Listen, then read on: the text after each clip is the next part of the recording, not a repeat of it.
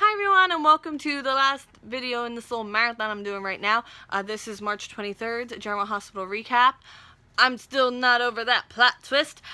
If you're just watching this one, I'll just give you the quick little update. The first week of 25 was more hectic and stressful than I can tell you about. So even though I took these notes, I didn't have time to sit down. I wasn't in a good headspace, to be quite honest with you. But that is going to clear up very, very soon, I hope. And I am catching up on this. I think there's a few points for me to deal out, so I will be doing that, and then we'll get some new suggestions on here. Leave your suggestions, and we're like recommitting to the Guess the Date game because I really want to do it, and we're doing it, and we're good.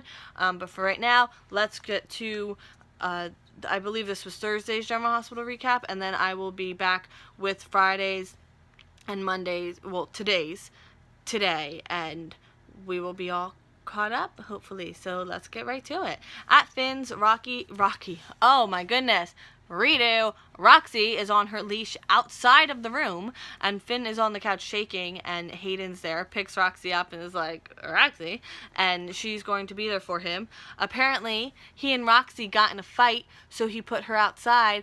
And I'm like, yeah, glad Hayden's there. And it kind of, now recapping, it brings me back to when in Friends, Chandler put the duck in the hallway as timeout. So I feel that probably wasn't a callback to that, but like I feel like it was, so it will be in my head. And she takes him to go get rinsed off. He goes in the shower with all his clothes on, and after he almost falls, she goes in there with him, and he feels warmer because, you know, warm water. It's going to do that to you. And he has all the excuses. He's worried about word getting out about the pharmaceutical deal falling through, which I kind of understand a little bit, and he needs her help getting clean on his own, and she thinks that he should go to rehab, but he says he can do this, he has to, and she's like, all right, I'm in. At the Metro Court, Tracy is really mean to the waiter, and Ned comes over, and Ned sits down with her. He has some time, and he tells her Olivia is not his fiance. So Tracy can't believe that she turned Ned down. Like, does she have a problem with them? Larry ASHTON comes over after she's talking about the Quartermaines, but he's like extremely put together, like crazy put together, and they're shocked, and I couldn't figure out if I'm just not recognizing him or if it's a different actor playing him. So if you could clear that up for me, because I don't have room in my head to store all that information, to be quite honest with you. Fleeting characters I cannot remember. I'm really bad, guys. That's why I do these recaps. They're really for me. I mean, you're just watching, but I gotta do these or else I wouldn't remember what happened on the show last week. And if you watch my videos, you know that's true.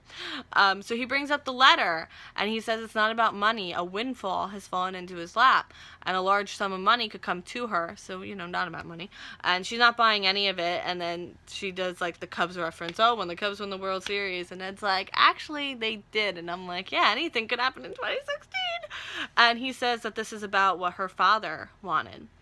At Liz's, Liz comes home. Franco put the boys to bed and even set up a foot bath for Elizabeth. So, I mean, does that win you over a little bit? And he gets her wine. She's relaxed. She asks about Jake. And he says it's going to be a process, but, you know, it went well. And he shows her the drawings, and she notices the blank space. Why? And he says, you know, he shut down when he asked him. He wanted to stop, and Liz thinks that's really bad, but Franco calms her and says it's all going to be okay. And he goes to leave. She tells him to stay, and they go upstairs. And she asks him to move in. At the penthouse, Scout is home. Sam's looking forward to doing the things that she missed out on with Danny, since, you know, she really didn't get the first few months or the first year with Danny for some reason. What was that again? Oh, yeah, Todd. No, Todd met, well, not really, no. Oh, that was such a mess. Remember that? What was that, like 2012? Oh, my goodness. We should go back and watch those videos. I bet my hair's a mess. I'll bet you $5 my hair's a mess. Someone's at the door. It's Sunny. With a stuffed animal for Scout, and stuffed animals must seem huge to babies. Like, for some reason, that's all I could think about. because I'm weird. So he asks Jason about Liv. I'm not going to stay on trial, going to Darkham. Scout wakes up. Sunny's really good with her, and Sam takes Scout out of the room. Jason says he talked to Carly. Sunny knows. Nell gets brought up. Sam is back, and Sunny's going to leave. So Sam asks Jason what that was about. He says Sunny's going through something. He slept with Nell, fills her in on all that. But Sam focuses back on their baby, and they're the lucky ones, and they realize how domestic they are. So Danny comes downstairs. He meets Scout, Emily Scout Morgan, but they'll call her Scout. At the PCPD, Liv is going to be transferred to Darkham. So I was watching these out of order, which made it a little confusing for me, but like that's fine. So Darkham, and if you watched the last video I just did, I knew how to spell it, but at this point is the first time I had seen it spelled and I couldn't remember, so I'm spelling it like at least 3 different ways just in the 3 different times I mentioned this. So I just wanted to fill you in on that. Jordan comes in to see her. Jordan is happier to see her go there than go to prison, and tells her that they have all the witnesses, including Rudge, and that doesn't seem to bother Liv. And I'm like, why is Jordan showing Rudge's hand? Like, I know they probably have him locked down so hard in witness protection he can't see his own face, but like, still, you don't know the extent of the influence Liv has. And she tells her that he gave them everything, so I guess, he already gave them everything, so why go after him? I don't know. It's almost like a lawyer would want to cross-examine a witness. And she's going to find out who took care of her all those years that she was away.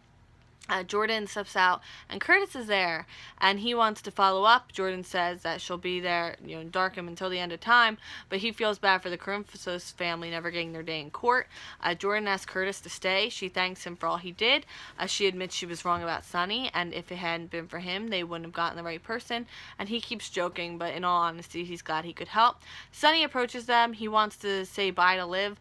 Sunny says he won't do anything. He's in the middle of the police station in the middle of the day, and Jordan and Curtis kind of step away to get some coffee, and I was like, all right, poor Charles.